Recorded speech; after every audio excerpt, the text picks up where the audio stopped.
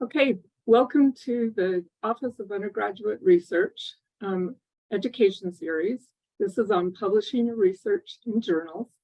Our panelists today are Dr. Kimberly Jew, Julia Martin, Allison Maurer, and Dr. Karen Schliep.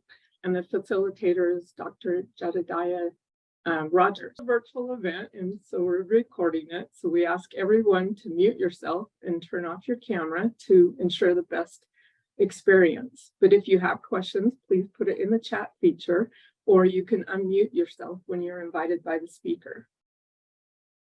And we ask everyone after the presentation to fill out our evaluation form. This is the QR code. But our Europe scholars, to receive credit for attending this event, we ask that you all complete this evaluation form. And I'll also put the link in the chat feature. And our mission here at the Office of Undergraduate Research is to facilitate and promote undergraduate, student, faculty, collaborative research and creative works in all disciplines throughout the University of Utah campus. In recognition that excellence requires diversity, we pursue this mission through equitable programming that promotes diverse representation and social justice. And we would like to acknowledge that this land, which is named for the Ute tribe, is the traditional and ancestral homeland of the Shoshone, Paiute, Goshute, and Ute tribes. The University of Utah recognizes and respects the enduring relationship that exists between many Indigenous peoples and their traditional homelands. We respect the sovereign relationship between tribes, states, and the federal government, and we affirm the University of Utah's commitment to a partnership with Native nations and urban Indian communities through research, education, and community outreach activities. And I will turn this over to Dr. Rogers. He is our facilitator today, and these are our panelist members. Okay, thank you very much, Shelley. Hello, everyone. Good morning. My name is Jedediah Rogers, and I'm currently the acquiring editor at the University of Utah Press. We have offices on the 5th floor in the Marriott Library here at the university. Formerly, I served for 8 years as co-editor of the Utah Historical Quarterly, which was or is the state's official history journal. So our panel this morning is for undergraduates who want to learn more about publishing research in journals. I know we have students representing quite a variety of departments and disciplines, and so we intend to present information that is broadly applicable and will guide you in the right direction as you go through this oftentimes long process, but enjoyable process of publishing your work. And we have excellent guides today to help us move through this discussion. University of Utah journal editors and professionals in publishing and scholarly communication. I'm just going to introduce all 4 of them right now up front. Kimberly Jew is Associate Professor of Theater and Ethnic Studies here at the university and is co-editor of Frontiers, a Journal of Women's Studies. Julia Martin is co-editor of the 22-23 Hinkley Journal of Politics, which is published out of the Hinkley Institute here at the university. Allison Maurer is the librarian for scholarly communication and copyright at the university's Marriott Library and is the author of Copyright Policies and Workflows in Libraries, and is working on a book about authorship policies. And then Karen Schliep is an associate professor in the Division of Public Health, Department of Family and Preventative Medicine here at the university, and is the editor-in-chief of the Utah Women's Health Review. So a big thank you to our 4 panelists for joining us today.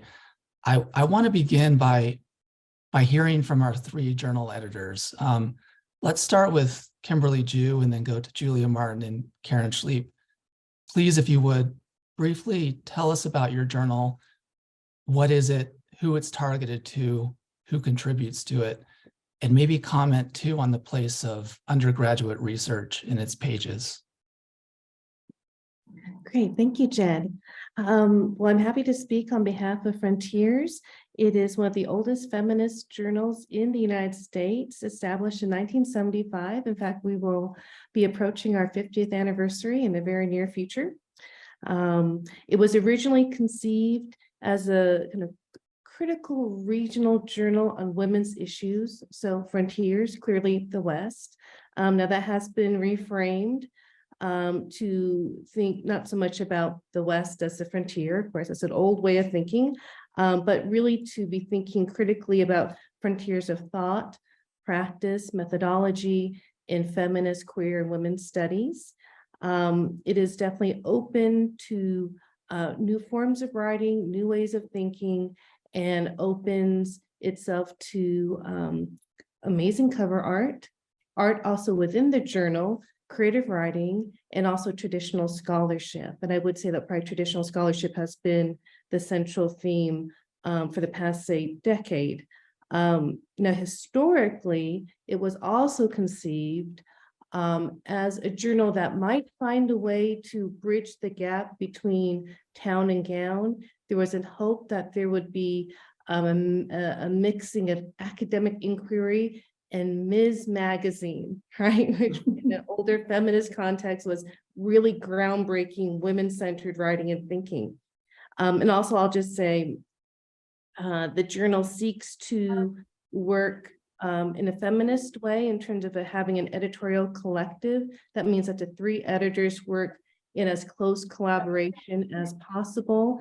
Other journal editorialships have actually had each essay read by each of the editors.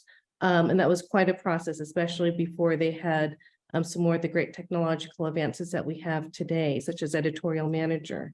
Also, I'll just say lastly that Frontiers is published 3 times a year.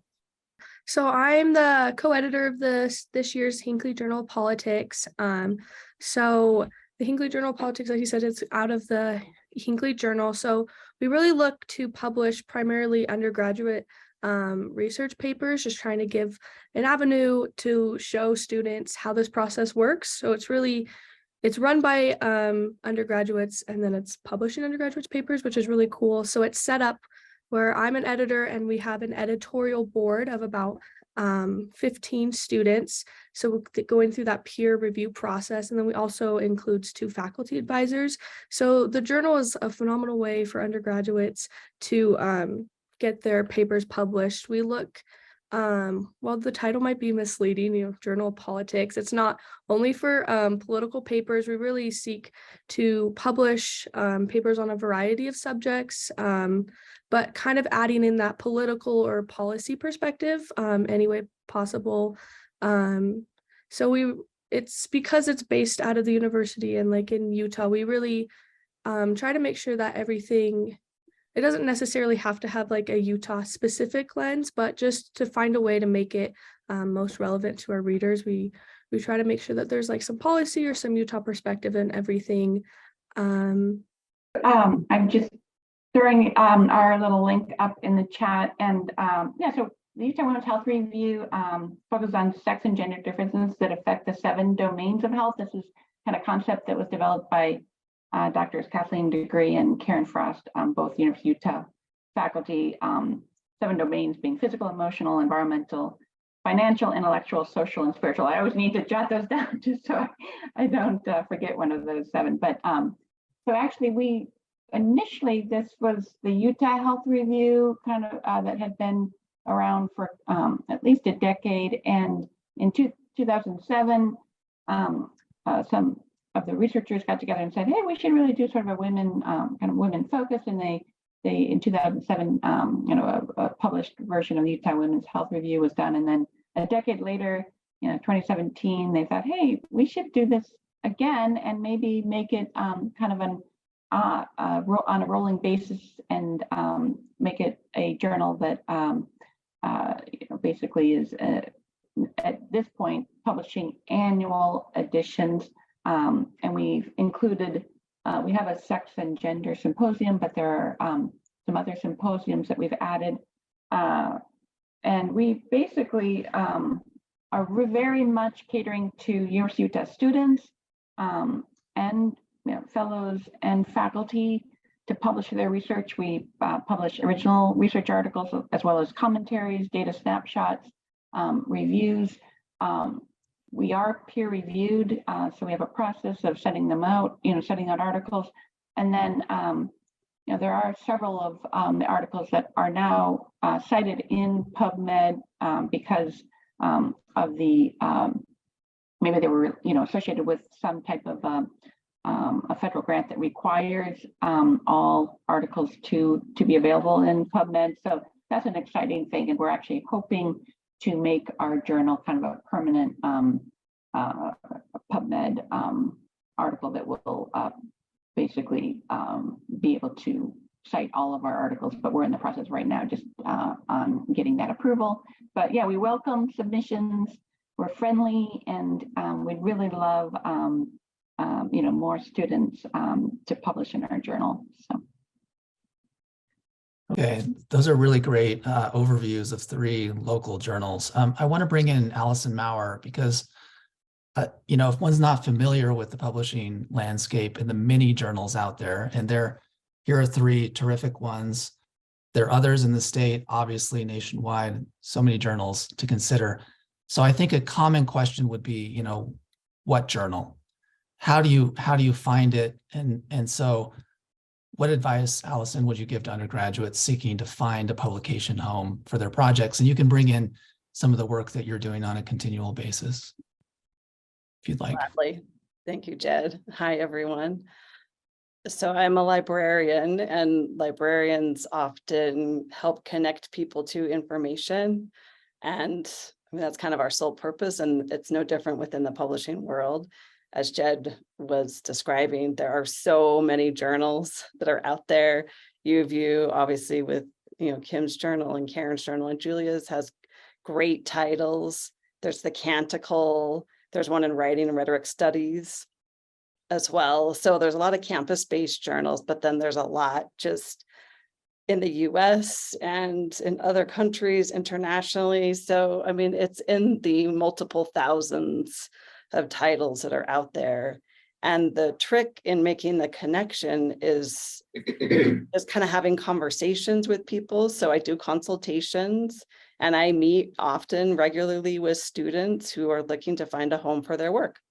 And I ask them questions like, what are you working on? What's your research area, or what's your creative works area, your artistic area, and what kind of home do you want to find for your work, which usually kind of translates into figuring out what your audience is. Like, who do you want to influence? Who do you want to know these ideas that you've come up with? Like, how do you kind of want to start influencing those around you, other academics, other students, other artists?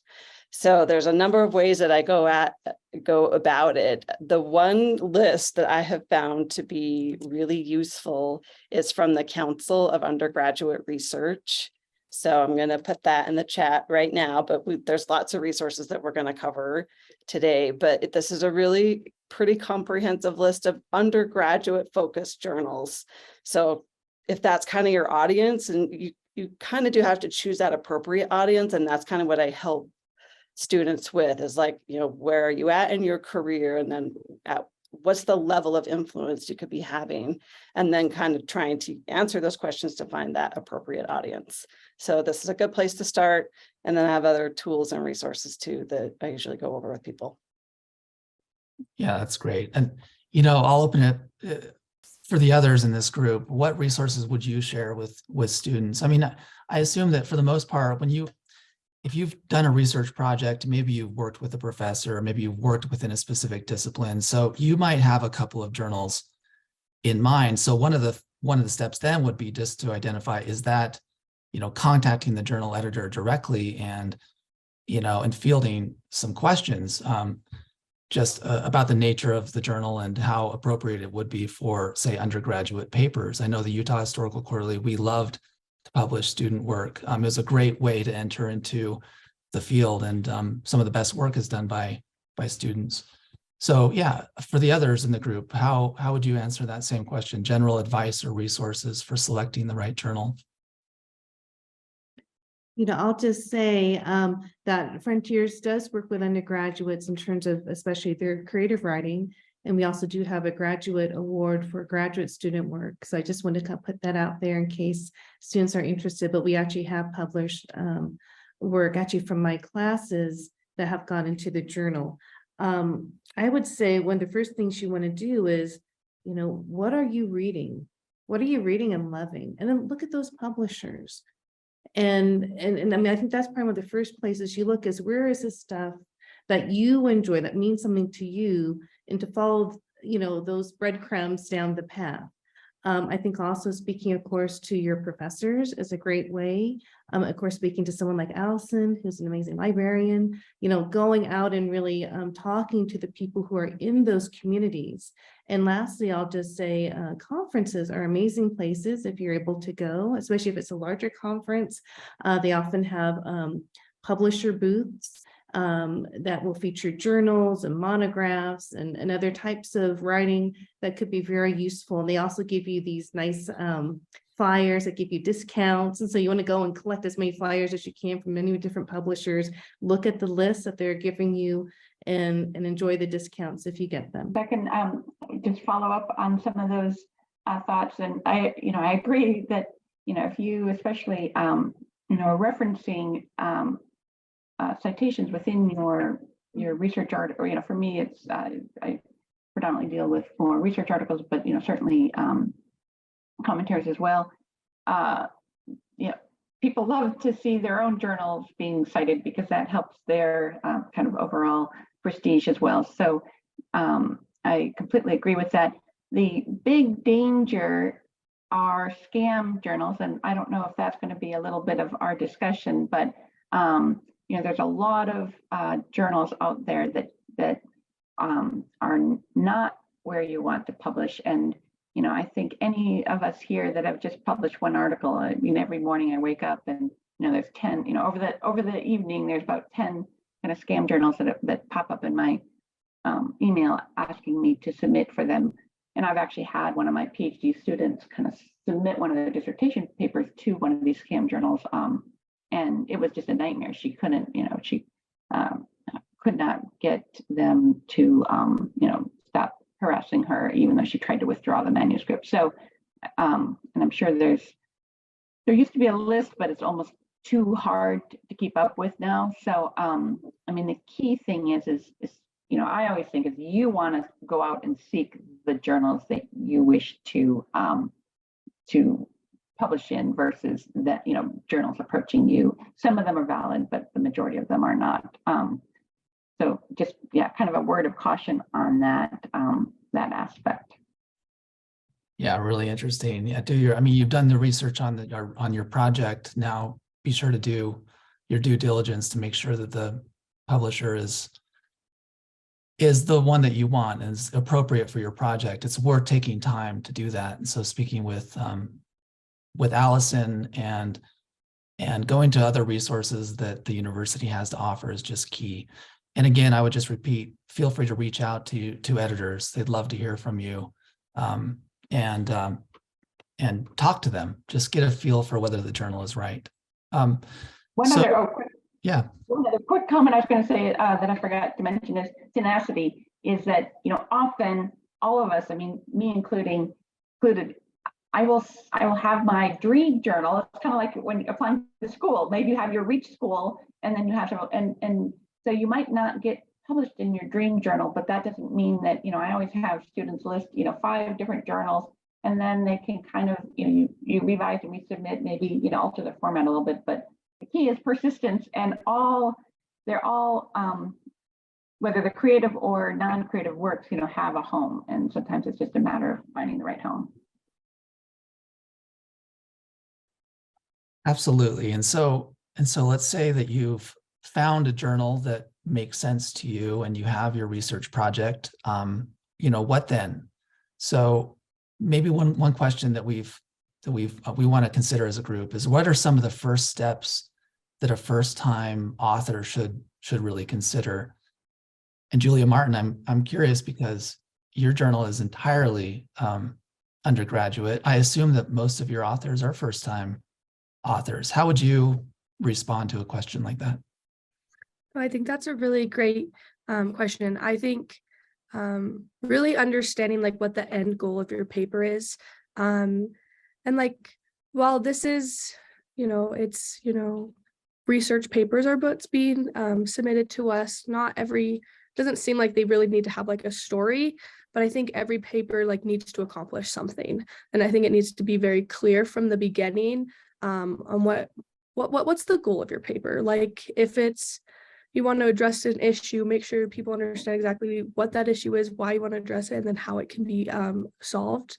I also think another really big step is, well, this is not a very exciting answer, is, understanding like the editing process and like the format of your paper. Because yes, it's super impressive that you can write a 30-page paper, but if that 30-page paper could be written in 10 pages, we would much more likely, we would prefer that. So simplicity is better, and understanding that like as editors, we really are going to prioritize publishing papers that do not require a tremendous amount of editing. And yeah, I think another thing is being willing to understand and like receive feedback, because our journal goes through a peer editing process. So we really need authors who are willing to like take and then implement the feedback, because every paper is great and every paper has wonderful possibilities, but we just need to be able to like work with authors that are willing to take our suggestions in mind. I think one of the things that an author should be looking at, of course, is the review process of the journal, right? And usually the gold standard is a double-blind peer review, which means that neither side knows who the other is. And that's always the gold standard. And then refereed journals or refereed manuscripts, I mean, sometimes refer to an editor or the editorial board reviewing the essay. And that could be very strong as well, depending on who the editors are. It could also be less strong depending on the context. And I want to mention conference proceedings can be good and can be bad. I mean, there's some conference proceedings where they just take your conference paper and plop it in some kind of collection and they call it a day. There's some conference proceedings where they've really selected among the 100 presenters, they selected the 10 best papers. They've asked those authors, presenters rather, to author their paper into something really different, something that perhaps is based on a conversation that was held at the conference, and then it goes through a double-blind peer review, and those can be amazing. So I think when you deal with a conference proceeding, you have to kind of be really thinking about what is the review process. And I'll just say, I know this has already been mentioned before, but what is it accomplishing in terms of advancing new knowledge? How is this work advancing new conversations, new perspectives, new methodologies? What excites you about the material? And truly try to capture that in the material itself. And I would say too, I know peer review was mentioned in terms of working with peers and other students, but I think having a professor or a mentor look at a work before you submit it is very important, because as an editor, if you receive a work and there are typos or names are misspelled, and most importantly, if it's just generally disorganized, because it made sense to you, but may not make so much sense to someone else reading it for the first time. So having another pair of eyes, I think, can be very helpful in this process. Great. Either of the two of you, Allison or Karen, would like to weigh in on this? Yeah, if I could weigh in just a little bit, I think to Julia's point, sort of knowing like who's going to see the paper when you go to submit, and like kind of doing that, like Kim was saying, like that little bit of analysis of like, okay, yeah, what are the range of journals that are out there for me? And then like, what's it going to mean for me once I submit this? Like, who is the editor? Who is this person? Who's the board? And like, who's going to see this paper? And then even like what Karen was saying about like this kind of rising up of predatory journals, like knowing that up front is going to kind of help you make that decision about whether or not to even hit the submit button. because you want an author-friendly journal and you want one that's not going to take advantage of you. You want one that's going to know, kind of be fair on the rights around your work of authorship. So even just knowing that like you have, like you own this work that you have created and there's some rights around the work and you have some academic freedom, and like just understanding that kind of preliminary landscape before you even, it's like creating a publishing plan before you even go to submit. Yeah, and just a couple of things I was going to mention is, you know, many journals, and you know, it depends on, you know, kind of the, you know, the New England Journal of Medicine in the world of, you know, medicine is kind of one of the top tier medicine, you know, so, you know, they're very selective in who their reviewers are, but like our Utah Women's Health Review welcomes student reviewers of articles, and that's a great way that introduces you to what, let's say, what our journal does, what would a data snapshot or a commentary or even a original research article look like, you know, that would be published in our journal. So, you know, as Jed mentioned about, you know, contacting editors, you can definitely think about offering to be a reviewer. And then, yeah, there's a whole process on how you can, you know, work with your co-authors as well. And they should be, you know, whether this is an individual or a team submission, but, you know, yeah, working with your co-authors and, you know, and the whole thing of, you know, authorship order and some of those. But if you have a good mentor, they should be able to guide you through that process. Yeah, that's terrific. You know, I mean, I think the key theme that I'm hearing here is that there really is the mentorship is super important, and that can come in the form of guides as well. You know, like these published guides that everyone has their favorite. The one that I usually recommend is Stephen Pine's Voice and Vision, a guide to writing history and other serious nonfiction. Not for the grammar advice, but you can get that elsewhere, but for ideas about how to structure and frame an argument. So, you know, look specifically, another one that I use in my discipline, and I'm sure others as well, is the Chicago Manual of Style. You know, just becoming familiar with some of the forms that your research, the editing take, you know, and what kinds of guides there are out there to direct you. They can answer so many questions in addition to the people that you end up speaking with as well. And I guess that kind of goes into a kind of another very much related question is, what about preparing the manuscript for submission? And along with that, are there do's and don'ts? So essential steps to follow. Those are kind of three big questions.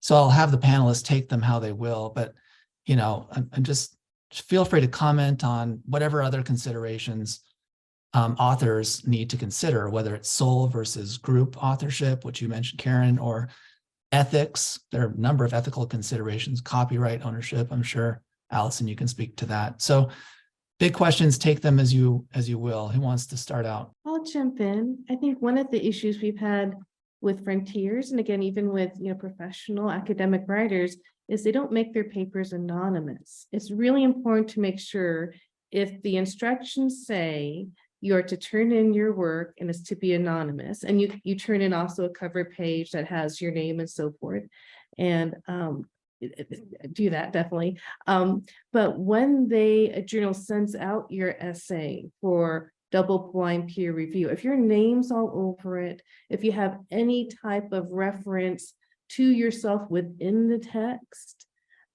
reviewers won't review it. They'll send it back. And I think other editors here know it's very hard to find people to review right now. I think we've been really kind of hit with a dearth of people willing to review. So if you get a reviewer, you want to be able to use it. So use that person. So I think reading the instructions, making sure that if they ask that it's anonymous, which I know most likely will, that you take care of that issue. I know ethics was mentioned. So definitely, I think as an undergraduate, and we see this just in basic papers that are submitted for class credit, you've read a lot, there's a lot of material out there, some of it is new. You do need to be careful to credit the work of other people. Present your own material, separate it from those that you're citing. So I would say definitely from the undergraduate perspective is just to really ensure that you are honoring those other authors, writers that you are utilizing. Definitely use a style guide that is requested. I have seen essays sent back because they just didn't use the MLA style or the Chicago style. And you don't need that, right? So, just really kind of cross your T's and dot your I's and present yourself again in the best light possible so you can get through the first gate. In the chat, I put a list of some good guides that are really kind of focused on like prepping the manuscript. I really like Philippa's book, What Editors Want. And then Beth Louie's book is also really good.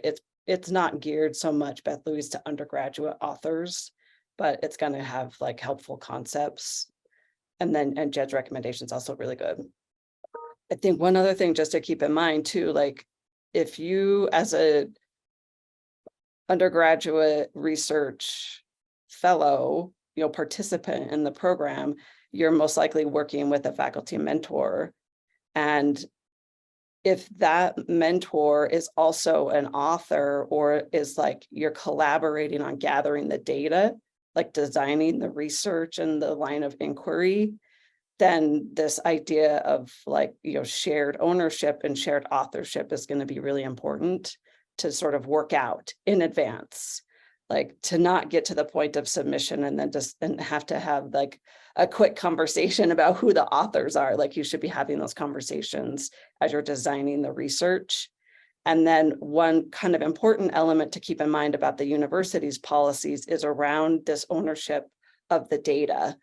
Like the work that you create, like what you write and what you put into a manuscript that's original to you, there's copyright ownership in that and there's policies around that. But like even before you get to the point of writing it up, like you're gathering the data, and the ownership around the data is going to be with the university for the most part.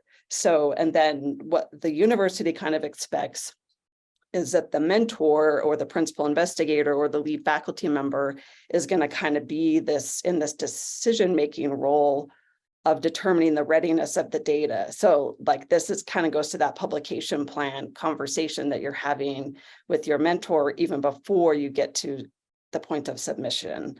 Like, okay, who's going to decide when this data are ready? Like, what is this research project? What's the underlying data set? And then who's going to decide when it's ready? The university is kind of expecting that the principal investigator is going to do that. But maybe you're not, paired with a faculty mentor and that you're a little bit more independent and kind of doing some solo research, then you're going to look at the policies slightly differently and you're going to look at ownership a little bit differently too. So I help people with kind of navigate those policies as well. So it's like, yeah, finding a journal and finding a home and finding an audience, but kind of knowing up front too, like, okay, yeah, I own this and this other person owns that. And together we've decided, here's how we're going to proceed on publishing our work. I can take a little bit of a broader approach to this question. Something that we kind of mentioned earlier is just like making sure that your writing like is impactful. I know at the Hinkley, we really prioritize writing that is unique.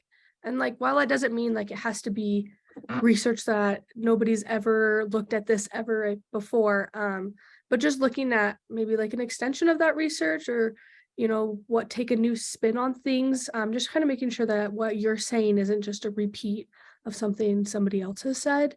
And another thing about our journal is a lot of the time, I think students are really discouraged from submitting papers because they don't feel like it's 100% perfect at that moment and it's not ready. But we really will take like a wide variety of papers. So to not be discouraged if your paper isn't perfect, as there is several rounds of peer editing, at least for us. But yeah, those are my 2 points. Yeah, I would just follow up. And when I was finishing up my PhD and submitting my first peer-reviewed manuscripts, I remember being very attentive with instructions for authors because I felt like there's anything I could do to increase my chance of success by, I mean, it's been brought up by all the panel, in terms of whether it's the reference style, whether it's, just the structure of the paper. Interesting, a lot of journals now are encouraging, like, and they'll say it in their instructions, it's okay to just submit, kind of unformatted, because they're interested in maybe not preventing people from submitting. But I think, so that's just to advocate that. And I don't know if this is a little controversial, but I'm gonna, put it out there. And I'm working with my students in my epidemiology 1 class, and we're kind of putting together a paper for this Utah Women's Health Review. I'm having them kind of go through the process of writing the introduction, methods, results, inclusion, and analyzing the data. And this chat GPT and how that's kind of become very controversial at the university, at all universities. The one thing that we're kind of using it for is just, to basically, get some thoughts out of the paper, get an outline going. And I'm also using it as a tool to show, actually, interesting enough, when we talk about citations, I've actually, some of the content is respectable, and then at the same time, all the citations are completely wrong, like they're completely made up, and I don't, it's showing the limitations, of that tool. But I heard a very good podcast with a high school English teacher that was just basically using it as a tool for getting, how, in just, how would a introduction, with such and such topic look in this journal, let's say. And so some of that, I would say, it would be something that, again, I know this is kind of controversial, but, and, content that you are publishing has to be unique. It has to be well cited with, proper references. But that doesn't mean that there aren't tools out there that you can use to help you in the writing process, I guess. It's so timely that you brought this up, Karen, because I just created a guide on generative AI and authorship. Most journals are kind of seeing it as a data set that you should cite, that they're not yet willing to consider the artificial intelligence as original authorship, because that's the way the copyright statute is kind of set up. It's only like copyright sort of honors human authorship and not machine authorship. So I'm going to, again, put in the chat this little guide. It's a little rough. I mean, I just did it on Friday, but it's got like a few policies from 3 sort of major publishers and their take on how to use generative AI. Oh, that's awesome. Thank you. Thank you. Wow, that is great. Thank you. I'm going to take a look at that. I think ethical considerations just have to, this crop of, authors coming up are going to have to pay attention to this as much as ever, with AI certainly, but there are always ethical considerations in terms of making sure that the research and the findings are yours, of course. But one simple thing, for example, it's, at least in my discipline, you don't want to see multiple submissions to multiple different journals at the same time, or the same submission to multiple journals. Submit to one journal, submit to one publisher, because those journals, are putting time and money into evaluating your work, and they don't want that to be wasted. And so there is this, yes, you might want to expedite their review process. You might think that it's going slower than not, but it really is ethically appropriate to just submit to one publisher at a time. So even though just a quick question, can't they, I've had, like, my student that I was expressing this about, that kind of went to a scan journal, it was actually picked up that she had, because she was trying to then submit it to another journal, and whatever software publishers have, they can pick up a dual submission somehow. I don't know if all publishers can, but I do think, it is interesting that you can also get caught trying to submit to multiple journals as well. Sure. Yeah, it happens all the time. But some of the local journals may not have that software, the capacity. I don't know. It's going to depend. But yeah, it's quite common. Well, okay. Let's have one more question and then open it up for questions from the audience. But this is a pretty foundational, fundamental question, but why should undergraduate researchers even consider publishing? One of the most difficult journals to get published in literature and languages is the Modern Language Association's journal. And I have heard from other professors and writers that when you turn in your essay to them, you're probably not going to get published. But what you're going to get is this amazing feedback from top scholars who put in the time to look at your work. And I've heard from many, many people that those 2 pages, often single digit, of material back, is invaluable to you as a writer, as a scholar, and as a thinker, and actually is encouraging you to work on this and resubmit it, maybe not at MLA, but somewhere else that's appropriate. And so I think getting, feedback from other peers, other academics can be invaluable. I think also, just the basic heart of it is having the experience of having your work published is highly satisfying. Going through the process where you have revised your work, you've shared your work, you've thought about your work, it's really, really very satisfying to complete that process. And also I would imagine that no matter what field you go to, having a credit on your resume that you have published a work tells a potential employer that you have ideas, you can write, and that you can also stick with the process and finish the project. Okay, well, any other thoughts on that question before we open it up? I love that perspective, Kimberly. I think submitting kind of makes you this participant in this much larger conversation. And it's great to create that connection with a larger community. And that's the whole point of publishing. It's like, even like Kimberly was saying initially, like you're reading other people's content, and that's a way of participating. And then through publishing, you're kind of giving back, like you're putting out there again into the community your ideas, your originality, and then helping to kind of close that loop on the conversation. Like, here's who influenced me, here's where I read, here's what I figured out and digested, and now this is me giving back.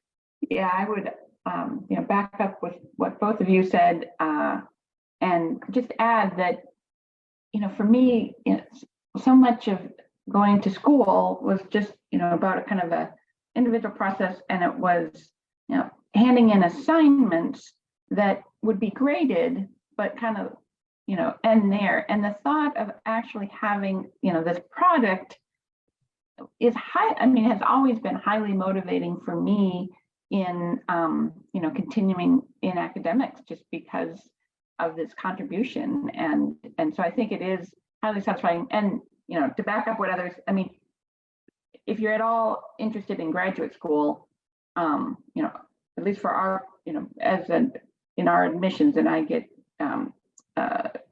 for applications, and I see that publication, that trumps so much in terms of just the idea that, this person has, creativity, initiative, they're disciplined to see something, through to publication. So it could certainly help either future job or, graduate school applications. Yeah, I would definitely echo everything that's been said. I just think that it's, for me, a major motivation as an undergraduate was to insert myself into the conversation. And I would encourage anyone listening to this that we need your voice. There's a real move right now in all fields and disciplines to really make research that's being done in that field publicly relevant. Bring it into the public sphere. Be a part of a broader conversation and move ideas in society, forward. And so I think that your role in publishing that your piece can actually play a role in that. So for whatever that's worth, I think that's important. And so do we have any? I don't see any in the chat. Shelley, do we have any questions? Or if you do have any questions, please share them with us. Or among the panelists, do you have any questions for each other? Before you all start asking questions, I just wanted to thank you all. It's so important for the Office of Undergraduate Research that we foster dialogues around students thinking about publishing. I wanted to thank you all for your time and thoughtful contributions. I also would be remiss if I didn't share with everyone that the Office of Undergraduate Research also has our own journal, which is called the Range Journal. It was recently renamed. And this student journal is the wonderful thing about it is that we actually are working with the library. So thank you so much for our library partners. It is recirculating on UPress books. It's accessible that way. It is downloadable, it's searchable, it's indexable. And so I just wanted to share with folks about the opportunity to publish in another undergraduate research journal that is with the University of Utah. And so I just also wanted to say thank you all for your lovely contributions. And I'm going to kick it back to somebody who may have a question since you all have said so much wonderful. Thank you very much, Annie. Okay. So are there any questions? Any questions from our panelists? Oh, did you all talk about rejection? I came like 10 minutes because I was coming from another event. Did you talk about rejection and publication, how to deal with that? No, we haven't. Oh, okay. That's one that, how do you deal with rejection? I did a post about this recently because I had this one paper that got rejected like 5 times or something like that. And I was like, oh my gosh, how am I going to deal with this? And like, I was talking with another faculty member and I was like, well, how do you deal with it? She was like, oh, I just celebrate. She's like, I just like tell myself it's great that like I got to the point of actually submitting. And even if I submit it to multiple places, I'm going to celebrate the fact that I did that. And she just sees it as this, the celebration thing, and sort of takes the feedback, kind of, what I think it was Karen that was saying that you, or maybe it was Kimberly, like you get this opportunity to sort of get this very honest feedback, and you use that as this kind of moment of gratitude, even though it's painful, that you're like, okay, I'm gonna yeah. And I, kind of going along with this, and maybe this depends on, what level perhaps you're at, but this is not uncommon to have to submit, for, at least, at the level of, the faculty level, to submit to 5 journals, and sometimes it's, kind of, as I mentioned, previously, maybe you have your, you're the #1 journal that you'd really like to see your work in, but then you've got backup, your 2nd, 3rd, 4th, 5th option. And then often what you can do is actually respond, because you'll usually get, either a revise and resubmit, invitation to revise and resubmit, or, really this is not, this isn't, we're not going to consider it further. But you can still, often, you write up a response to reviewers' comments, and even if you don't submit to that, top journal that you wanted, you can take that response and have it as like a supplementary file, and how you addressed it. Because, I've always, when I was first doing my doctorate, the advice was, don't, make sure not to just turn around a manuscript and have it identical and not take, the feedback, MLA, if they've provided feedback, incorporate that feedback and then submit it to another journal, just because, you might have the same reviewer, and some of the worlds we operate in are, can be fairly small. But anyway, I think persistence is definitely the key, and just knowing, there was a famous public health researcher that once said, get used to daily rejection, because that's the life of academia. So you kind of get a taste of what we faculty go through. But I would say, there is going to be a home for your piece. You just have to kind of search for it sometimes. I would say that definitely the ability to pivot is so important. And I know with Frontiers, often we get these essays that seem to be more than one essay. And so I think that if you have a work, or if you get feedback that's like that, you might want to consider that maybe you actually have more than one essay, and you just need to kind of split it apart and go in a couple different directions.